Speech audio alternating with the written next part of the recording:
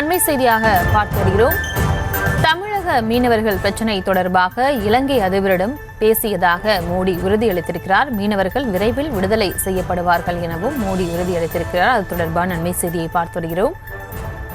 விவரங்களோடு இணைகிறார் செய்தியாளர் மதியழகன்.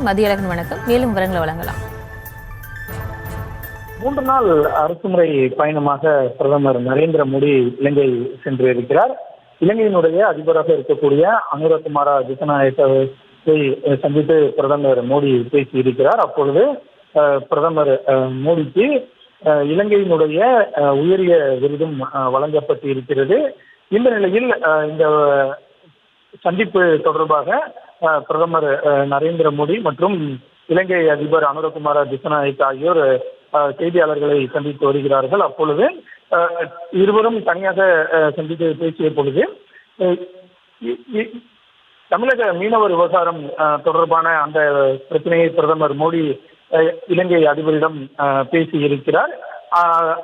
இதனையடுத்து இந்த சந்திப்பு தொடர்பாக செய்தியாளரை சந்தித்து பேசி வரக்கூடிய பிரதமர் நரேந்திர மோடி இலங்கை சிறையில் இருக்கக்கூடிய தமிழக மீனவர்கள் அனைவரும் விரைவில் விடுதலை செய்யப்படுவார்கள் என்ற உறுதியையும் பிரதமர் நரேந்திர மோடி தற்பொழுது அளித்திருக்கிறார்.